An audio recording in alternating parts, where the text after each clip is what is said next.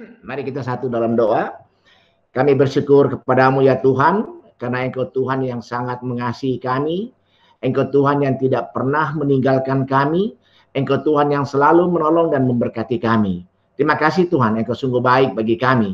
Kami siap untuk menerima kebenaran firman-Mu sebagai berkat dalam kehidupan kami.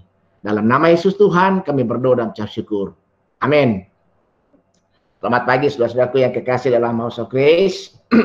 Pagi hari ini kita akan sama-sama melihat ada satu topik yang boleh dikata sudah tidak asing lagi bagi orang percaya. Yaitu saya akan mengangkat orang Samaria yang baik hati. Orang Samaria yang baik hati. Tolong slide-nya. Ya. Tolong slide yang kedua. Kita akan lihat ayatnya yang saya ambil dari Lukas pasal 10 ayat 25 sampai 37. Saya akan baca buat saudara. Pada suatu kali berdirilah seorang ahli Taurat untuk mencobai Yesus. Katanya, "Guru, apa yang harus kuperbuat untuk memperoleh hidup yang kekal?" Jawab Yesus kepadanya, "Apa yang tertulis dalam hukum Taurat? Apa yang kau baca di sana?" Jawab orang itu, "Kasihilah Tuhanmu, kasihilah Tuhan Allahmu dengan segenap hatimu, dan dengan segenap jiwamu, dan dengan segenap kekuatanmu, dan dengan segenap akal budimu. Dan kasihilah sesama manusia seperti dirimu sendiri." Ayat 28. Kata Yesus kepadanya, "Jawabanmu itu benar. Perbuatlah demikian, maka engkau akan hidup." Tetapi untuk membenarkan dirinya, orang itu berkata kepada Yesus, "Dan siapakah sesamaku manusia?" Jawab Yesus, "Adalah seorang yang turun dari Yerusalem ke Yeriko. Ia jatuh ke tangan penyamun-penyamun yang bukan saja merampoknya habis-habisan, tetapi yang juga memukulnya, dan yang sesudah itu pergi meninggalkannya setengah mati. Kebetulan ada seorang imam turun melalui jalan itu. Ia melihat orang itu, tetapi ia melewatinya dari seberang jalan. Lalu datang seorang Samaria.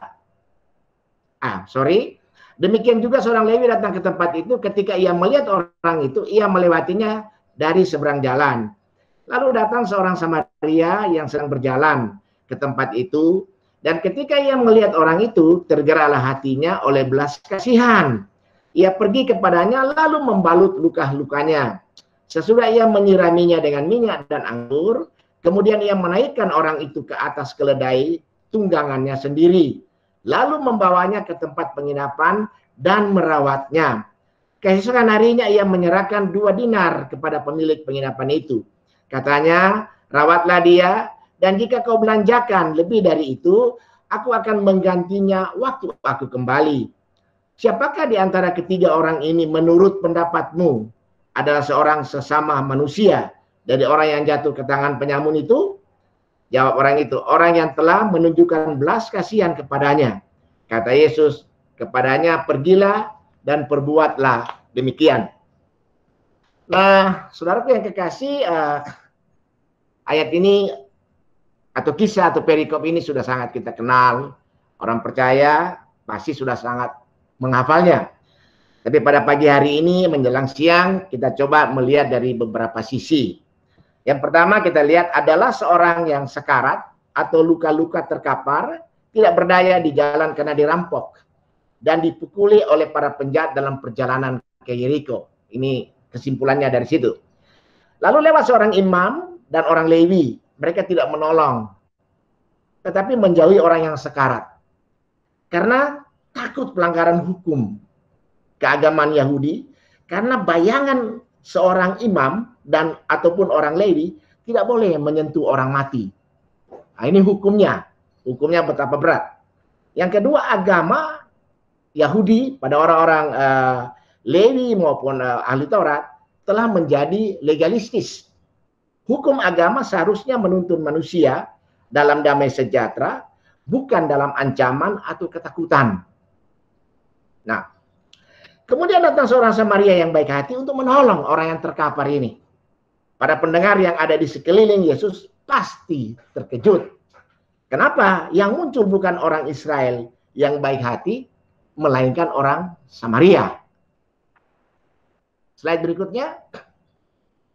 Ya. Yesus juga tidak menjelaskan bahwa orang yang sekarat atau yang terkapar adalah orang Israel. Tidak secara tegas Yesus menjelaskan bahwa yang terkapar itu orang Israel. Tetapi analisa itu bahwa itu digambarkan sebagai orang Israel. Nah, kalau seandainya itu adalah orang Israel, pasti akan lebih membuat orang Israel dan para murid tersinggung berat. Sebaliknya orang yang sekarat atau terpapar, kalau orang Yahudi dan mengetahui yang menolong adalah orang Samaria, lebih baik mati daripada ditolong oleh orang Samaria. Nanti kita lihat permusuhan di antara orang Samaria yang begitu mendalam. Nah, baru kita bisa melihat mengapa Yesus mengangkat orang Samaria yang baik hati, tetapi bukan orang Yahudi yang baik hati atau orang Israel. Nah, di sini dalam kisah ini Yesus ingin menyampaikan pesan kepada orang di sekeliling termasuk para muridnya bahwa orang Samaria pun mampu mengasihi, bahkan jauh melampaui kasih sang imam dan orang Lewi yang selalu berada di bait Allah. Kasih yang diperlihatkan oleh orang Samaria adalah kasih yang melampaui batas-batas gereja, kasih yang melampaui agama, kasih yang melampaui suku dan komunitas, dan lebih meluas lagi adalah kasih yang melampaui nasionalisme. Nah, nanti saya akan urai kemudian. Yesus memuji dan menghargai kebaikan dan perilaku yang ditampilkan orang Samaria yang baik hati. Tetapi Yesus tidak merekomendasikan keselamatan datang dari orang Samaria, tetapi keselamatan datang dari bangsa Israel. Nah, kita lihat dalam Yohanes pasal 4 ayat 22, bunyinya demikian, kamu menyembah apa yang tidak kamu kenal, kami menyembah apa yang kami kenal, sebab keselamatan datang dari bangsa Yahudi. Berikutnya yang saya katakan tadi bahwa mengapa Yesus mengangkat kisah orang Samaria sebagai wujud kasih terhadap sesama manusia. Karena permusuhan orang Samaria dan orang Israel sangat mendalam. Dan bukan lagi bersifat individu atau komunitas, tetapi sudah bersifat nasional. Kita ambil sedikit gambarannya permusuhan antara orang Samaria dan Israel. Sekilas bangsa Samaria. Bangsa Israel pada waktu itu mengalami pembuangan di Babel dalam penjajahan Raja Nebukadnezar. Raja Nebukadnezar menghancurkan bait Allah di Yerusalem sebagai simbol keagamaan daripada orang Yahudi. Setelah pembebasan bangsa Israel dari Mesir dan mereka kembali ke Yerusalem, mereka membangun kembali bait Allah yang di Yerusalem yang telah dihancurkan oleh Nebukadnezar.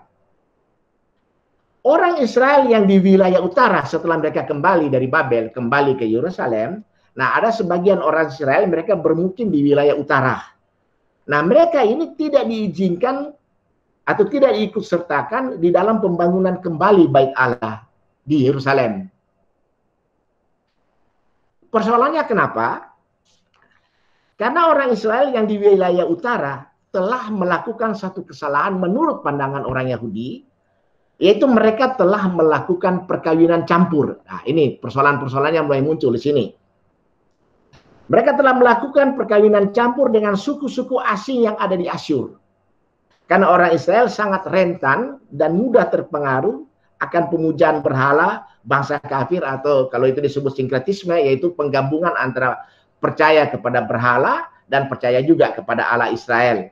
Nah, kita lihat contoh yang paling jelas itu pada waktu peristiwa mereka ada di padang gurun. Nah, Musa sedang berada di gunung. Mereka sudah membangun kembali patung lembu emas yang ada di gurun pasir atau padang gurun.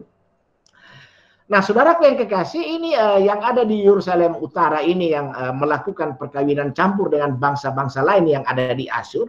Nah, mereka inilah yang disebut orang Samaria. Inilah terjadinya orang Samaria, yaitu orang-orang Israel. Sebenarnya mereka sama, Israel Yahudi. Cuma mereka berada di Yerusalem Utara. Dan mereka telah melakukan satu perkawinan campur, sehingga mereka disebut orang Samaria.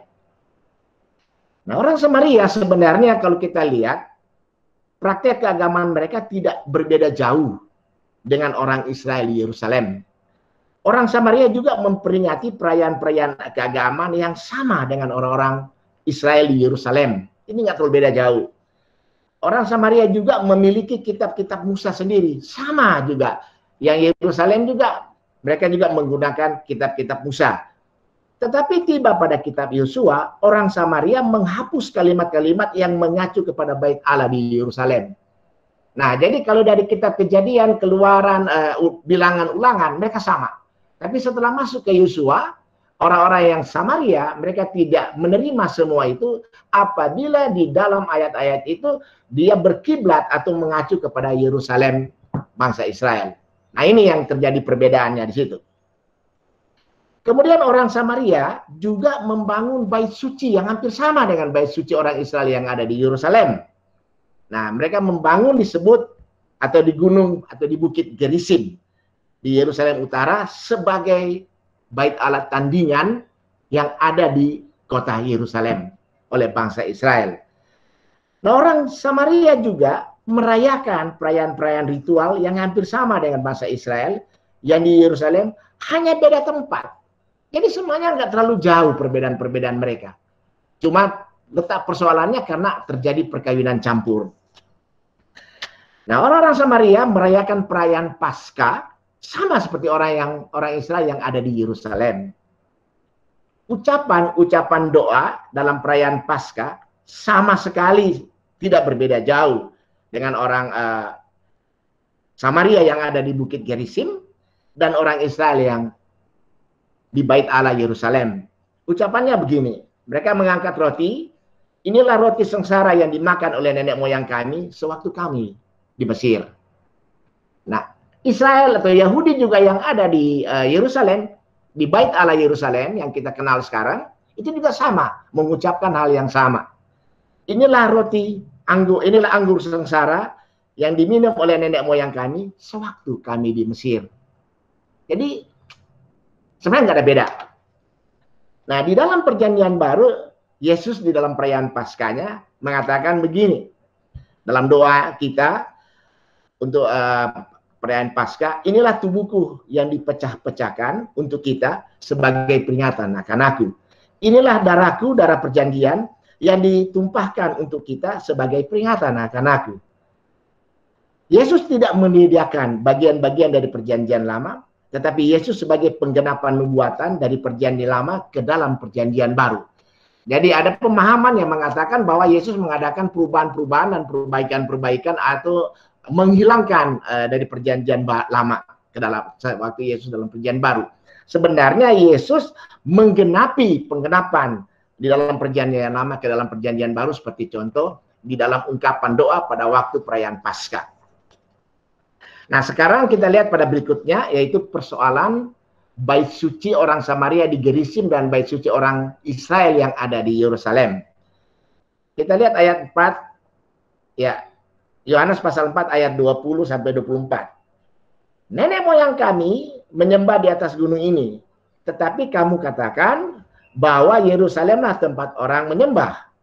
Kata Yesus kepadanya, percayalah kepadaku, hai perempuan, saatnya akan tiba bahwa kamu akan menyembah Bapa bukan di gunung ini dan bukan juga di Yerusalem.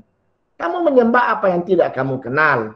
Kami menyembah apa yang kami kenal, sebab keselamatan datang dari bangsa Yahudi.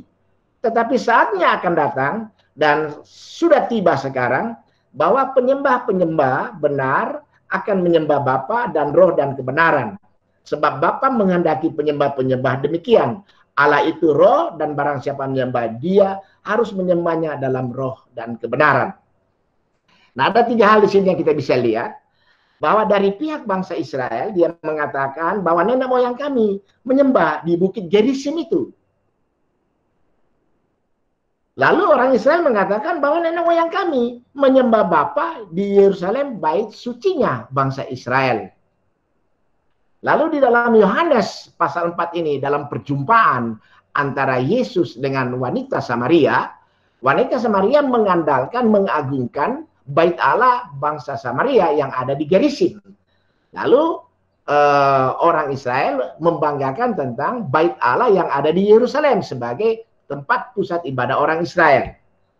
Lalu Yesus katakan dalam ayat ini mengatakan bahwa satu saat akan tiba, tidak lagi menyembah Bapa di bukit Gerizim orang Samaria atau di Yerusalem orang Yahudi yang ada di Yerusalem, tetapi kamu sekalian, dua golongan ini, dua kelompok ini akan menyembah Bapa dalam roh dan kebenaran, dan kita sekalian adalah bait Allah itu sendiri. Jadi di sini bergeser. Kalau bangsa Samaria memfokuskan kepada bait Allah sebagai tempat pusat penyembahan orang Samaria, di Israel yaitu Yerusalem, bait Allah sebagai pusat pemujaan, tapi Yesus mengatakan bahwa satu saat akan tiba dan harinya sudah tiba, bahwa bait Allah itu tidak lagi di Gerizim, bait Allah itu tidak ada lagi di Yerusalem, tapi bait Allah itu ada di dalam diri kita. Karena kita itu adalah bait Allah. Oleh sebab itu dari kita langsung kepada Allah. Nah, kalau kita sudah lihat begini, sebenarnya bisa dapat saya katakan, tapi ini pendapat pribadi. Kalau sudah begini tidak perlu dong ke Yerusalem. Ngapain harus ke Yerusalem? Karena bait Allah sudah ada dalam diri kita, bukan lagi di Gerizim, bukan lagi di Yerusalem, sudah ada di dalam kita, karena kita adalah bait Allah. Tapi kalau tiket gratis sih nggak apa-apa, nggak apa-apa pergi. Ya. Nah, saudara yang kekasih, dan kita lihat di sini bahwa gedung gereja organisasi sinode atau ornamen-ornamen gereja, karena kita melihat dua persoalan ini yang Yesus sampaikan, bahwa janganlah itu dijadikan berhala atau diberhalakan. Sama seperti orang Samaria dengan bait Allah yang di Bukit Gerizim, dan orang Israel dengan bait Allah di Yerusalem, sibuk dengan klaim paling baik, paling benar, paling agung. Nah, akhirnya mereka sampai sekarang bertengkar terus. Nah, saudara yang kekasih, kita masuk. Sebelum kita lihat kenapa Yesus memuji Samaria sebagai ungkapan kasih yang diwujudkan terhadap sesama. Kedua, permusuhan yang sangat mendalam antara orang Israel dan Samaria. Sebelum kita masuk kepada orang Samaria yang baik hati. Yang pertama, Israel menganggap orang Samaria lebih buruk dari orang kafir. Dan di antara mereka saling mengutuk. Ini Samaria dan Israel dari Bukit Gerizim dan bait Allah yang di Yerusalem. Padahal mereka sama-sama Yahudi, sama-sama Israel. Cuma bedanya satu di utara. Dan mereka saling memfitnah. Samaria dibenci dan dihina oleh orang Israel, dan mereka tidak saling bergaul. Kita lihat dalam Yohanes pasal 4 ayat 9. Maka kata perempuan Samaria itu kepada Yesus, "Masakah engkau seorang Yahudi minta minum kepadaku, seorang Samaria?" Sebab orang Yahudi tidak bergaul dengan orang Samaria. Nah, kita masuk yang kedua. Dan berikut adalah orang Samaria menolak memberikan tempat kepada Yesus dan para murid. Kita lihat pada ayat pasal 9, Lukas pasal 9 ayat 56. Ketika hampir genap waktunya Yesus diangkat ke surga, ia mengarahkan pandangannya untuk pergi ke Yerusalem. Dan ia mengirim beberapa utusan mendahului dia. Mereka itu pergi lalu masuk ke suatu desa orang Samaria untuk mempersiapkan segala sesuatu bagi Yesus. Tetapi orang Samaria tidak mau menerima dia karena perjalanannya menuju Yerusalem. Ketika dua muridnya, yaitu Yakobus dan Yohanes, melihat akan hal itu, mereka tidak mau menerima Yesus dan mereka di Samaria, maka berkatalah kedua orang ini kepada Yesus, "Tuhan, kalau engkau mau, supaya kami menyuruh api turun dari surga, turun dari langit, membinasakan orang-orang Samaria ini." Akan tetapi Yesus berpaling dan menegur mereka. Lalu mereka pergi ke desa yang lain. Nah, kalau melihat perikop ayat ini, 51-56, kita lihat bahwa permusuhan dan kebencian yang mendalam kedua belah pihak. Keempat, orang Yahudi tidak mau membeli atau makan roti tidak beragi buatan orang Samaria. Kita lihat ya permusuhannya di sini. Orang Yahudi tidak akan makan, orang-orang Yahudi yang di Israel ini tidak akan makan binatang yang disembelih oleh orang Samaria. Nah, lihat nih permusuhannya sangat mendalam. Minyak dan anggur bisa dijadikan obat, tetapi apabila disentuh atau tersentuh oleh wanita Samaria, maka minyak dan anggur yang sebenarnya boleh menjadi obat untuk mengobati orang lain, berubah menjadi najis. Yesus pun saking dibenci oleh para ahli Taurat, para orang Farisi, Yesus pun diibaratkan orang Samaria yang kerasukan setan. Karena permusuhan yang begitu dalam, saling mengutuk, saling memfitnah antara Yahudi, Yerusalem, dan Samaria.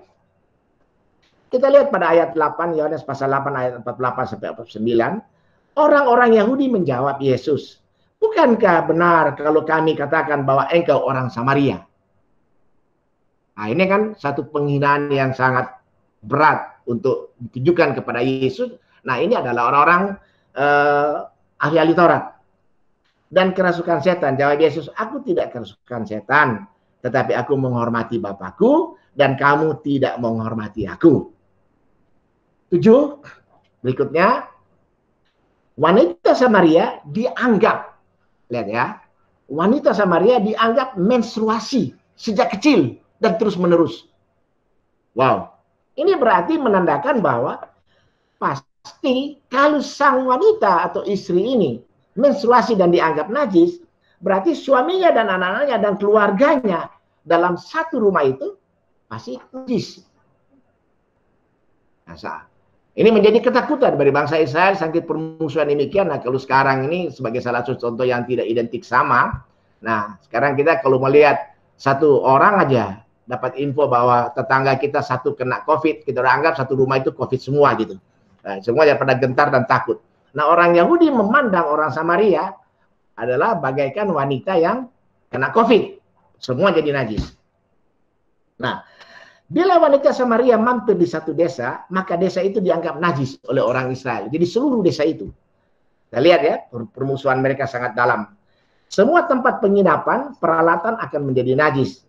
Nah, kita lihat kalau contoh-contoh yang ada di kota wisata Bali, Jogja, Solo, tempat-tempat keramat dilarang untuk wanita haid. Nah, saudaraku yang kekasih, sebenarnya hukum ini adalah hukum yang tidak adil, hukum yang egois daripada orang-orang Farisi, orang-orang ahli Taurat yang khususnya kaum pria terhadap kaum wanita.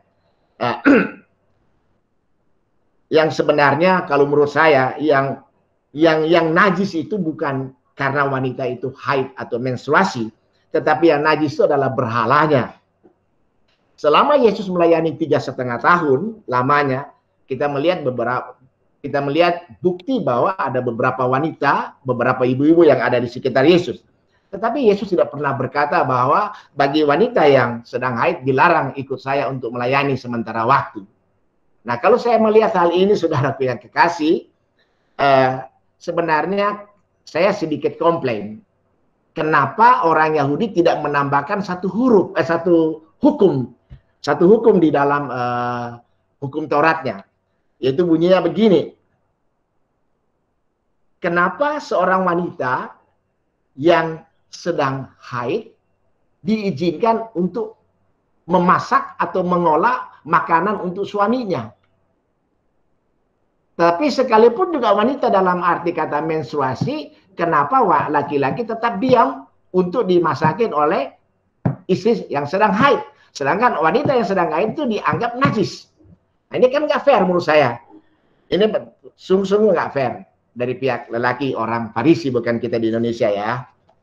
Nah, saat Yesus berbicara dengan orang Samaria di Sumur Yakub, para murid heran dan protes. Mereka memberi kecaman seakan-akan Yesus tidak paham tentang hukum-hukum Yahudi atau sengaja menentang adat dan tradisi Yahudi.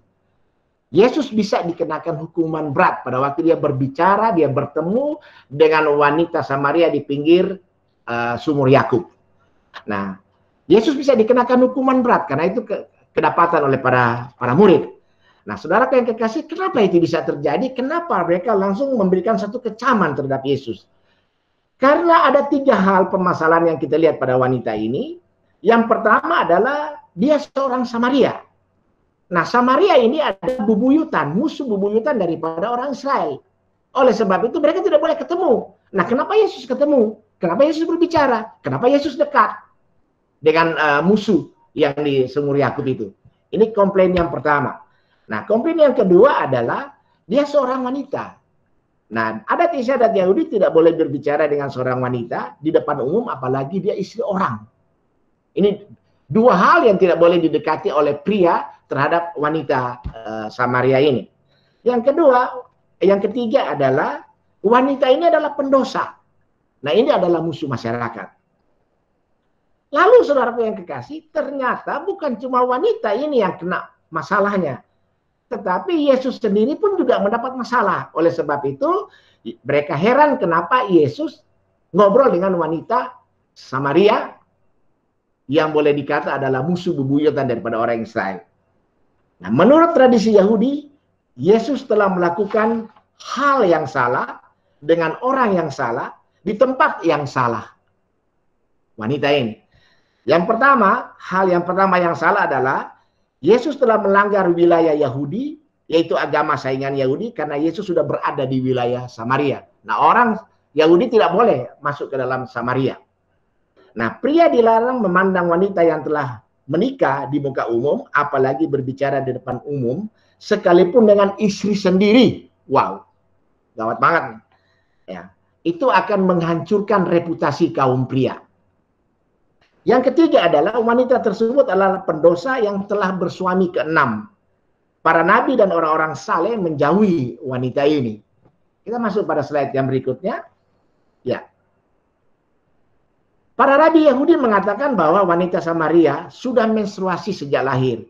Berarti wanita ini najis dan tidak suci dan tidak pantas didekati. Sedangkan Yesus ada menghampiri dia di sumur Yakub. Yang kelima ini yang sangat geli bagi saya adalah semua barang yang disentuh wanita Samaria menjadi najis. Oleh sebab itu, kenapa Yesus meminta air kepada dia untuk minum? Sedangkan Yesus sudah tahu bahwa ini wanita pendosa dan ini wanita Samaria adalah musuh bebuyutan. Kenapa dia minta air untuk diminum? Masa Yesus tidak tahu tradisi itu? Nah, ini komplain daripada para murid dan orang sekitarnya. Tetapi kita lihat di sini yang saya hitamin, bahwa Yesus tidak peduli dengan hal reputasi, dengan norma sosial Yahudi. Yesus nggak peduli. Yesus nggak peduli dengan tradisi dan adat istiadat Yahudi. Yang terpenting adalah bagaimana wanita ini bisa diselamatkan. Nah, kita lihat persoalan awal antara Israel dan Samaria sebelum berkembang pada persoalan-persoalan berikutnya, yaitu perkawinan campur orang Israel di wilayah utara dengan suku Asyur. Sebenarnya persoalan yang mendasar bukan terletak pada perkawinan campur, tetapi biasanya suku-suku asing identik dengan berhala-berhala dan dewa-dewa mereka. Orang Israel sebenarnya sangat mudah terpengaruh dengan berhala-berhala dewa-dewa asing yang kita lihat pada waktu mereka ada di padang gurun. Mereka melihat bagaimana Tuhan membebaskan dari Mesir. Ternyata mereka langsung membangun lembu emas sebagai akibat daripada suku-suku yang ada di Mesir. Nah, sedangkan kalau kita lihat pada hal yang keempat, bahwa perkawinan campur antara Rut dan Boaz justru tidak memperlihatkan satu hal yang negatif, tetapi kita lihat satu hal yang positif, justru dia masuk di dalam silsilah kelahiran Mesias. Nah, saudaraku sekali, mari kita masuk kepada inti yang lain, yaitu orang Samaria yang baik hati. Mengapa Yesus memujinya? Kenapa Yesus memujinya? Sedangkan Yesus tahu bahwa antara Samaria dan Israel ada satu pertikaian yang sangat mendalam. Kita sudah lihat tadi apa yang saya sudah gambarkan. Nah, mengapa Yesus memujinya orang Samaria? Yang pertama yang saya tangkap adalah orang Samaria dalam peristiwa ini tidak diskriminasi. Tidak diskriminasi dalam arti kata, dia peduli terhadap sesama dan bukan sebatas agama, komunitas, dan nasionalisme. Karena kalau kita lihat permusuhannya, pertikaiannya, ya pasti dia tahu betul bahwa saya Samaria, itu Israel, kita tidak ada hubungan. Tetapi dia tidak diskriminasi. Mencakup semua orang tanpa mengenal batasan-batasan sosial apapun, lintas budaya dan lintas agama. Dan kita lihat lagi orang Samaria yang baik hati yang digambarkan oleh Yesus sehingga Yesus memujinya, dia berani. Dia berani menghargai manusia lebih dari tradisi-tradisi keagamaan dan nasionalisme dia sendiri di Samaria. Mau menembus rintangan-rintangan status sosial, derajat dan martabatnya. Membatalkan norma-norma sosial yang tidak pedulian terhadap sesama manusia. Nah, kita lihat yang berikutnya. Oke. Nah, apakah kasih dan pelayanan itu? Yaitu sebenarnya sederhana, mau repot untuk orang lain. Tidak perlu dengan rumusan-rumusan bahasa yang akademis. Mau repot untuk orang lain. Orang Lewi dan imam tidak mau direpotkan, mereka mengambil jalan lain, menjauhi dari si korban. Inilah keunggulan-keunggulan yang Yesus angkat terhadap orang Samaria yang mau menolong orang yang terkapar, yang hasil dirampok itu. Orang Samaria turun dari keledainya, mengangkat si korban ke atas keledainya dan berjalan di samping keledainya. Yang berikut yang saya tangkap adalah orang Samaria ini mau menghadapi resiko. Orang Samaria tidak naik bersama korbannya di atas keledai, tetapi berjalan bersama keledainya, alias berisiko perampokan. Orang Samaria ini mau menyediakan waktu untuk orang lain. Berhenti dan turun dari keledai, membalut luka si korban dan berjalan di samping keledainya sampai di penginapannya untuk dirawat. Semua itu pasti schedule-nya terganggu karena dia berhenti melihat orang yang celaka, melihat si korban yang itu tanpa dia prediksi lebih awal, tanpa dia rencanakan pada awalnya. Oke, yang berikutnya mau berkorban untuk orang lain. Orang Samaria membayar pada pemilik losmen seluruh biaya bagi orang yang dia tidak kenal, yang sakit ini, yang cedera. Menjanjikan uang tambahan perawatan bila melebihi dari hitungan semula. Dan orang Samaria ini mau kehilangan reputasi. Saya berharap sang korban adalah orang Israel dan yang menolong adalah orang Samaria. Agar nampak perilaku imam dan orang Lewi yang agamais dan yang legalistis, yang kegiatannya selalu berada di bait Allah. Oleh sebab itu, mari kita coba lihat di dalam Matius pasal 11, 28-30. Marilah kepadaku semua yang letih lesu dan berbeban berat, aku memberi kelegaan kepadamu. Pikulah kuk yang kupasang dan belajarlah padaku, karena aku lemah lembut dan rendah hati, dan jiwamu akan mendapat ketenangan, sebab kuk yang kupasang itu enak dan bebanku pun ringan.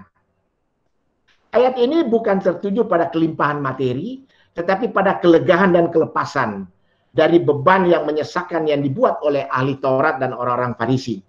Ya, slide berikutnya tolong. 2, ya. Ahli Taurat dan orang Farisi yang agamais membuat peraturan-peraturan Taurat, peraturan-peraturan Sabat yang tidak manusiawi, yaitu menekan, membebani, sedangkan para ahli Taurat itu sendiri tidak melakukannya di dalam kehidupan mereka sehari-hari. Ahli Taurat yang legalistis adalah manusia dijadikan objek hukum. Hukum tidak lagi mengantar manusia pada pengharapan atau keselamatan atau semakin dekat dengan Tuhan, melainkan frustrasi. Sedangkan para ahli Taurat dengan angku duduk di tempat terhormat, dengan jubah-jubahnya yang panjang, lambang sebagai status sosialnya. Sedangkan Yesus berkata, marilah datang kepadaku, aku memberikan engkau kelegaan dan kelepasan. Dan bukan hukum berat. Dan bukan hukum-hukum yang membebankan. Bukan hukum-hukum Taurat yang menggelisahkan dan membuat orang itu frustrasi, yang tanpa ada pengharapan. Yesus memberikan pengharapan, kelegaan, kelepasan, dan kasih karunia. Karena Yesus mengatakan, aku lemah lembut, aku tidak pernah menuntut, dan aku tidak pernah merugikan. Nah, saya teringat pada waktu Mbak Ria memberikan kesaksian minggu yang lalu, sangat menarik sekali, bahwa dia bukan mendapatkan kelepasan, kelegaan, kasih karunia kepada satu gereja yang dia pergi beribadah, ternyata yang dia dapatkan adalah beban.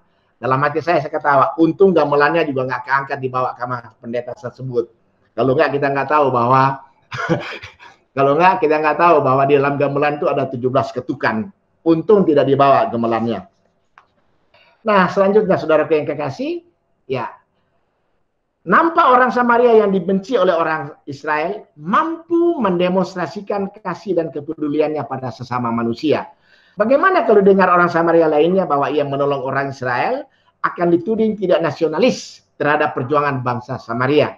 Nama baik dan reputasinya pasti ternodai. Nah, saudara yang kekasih, mendekati akhir, apa yang terlihat? Slide berikutnya tolong. Nah, apa yang terlihat pada orang Samaria?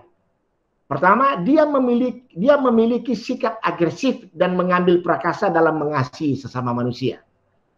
Yang kedua, lebih dari sekedar memberi rasa hangat di awan-awan. Oke.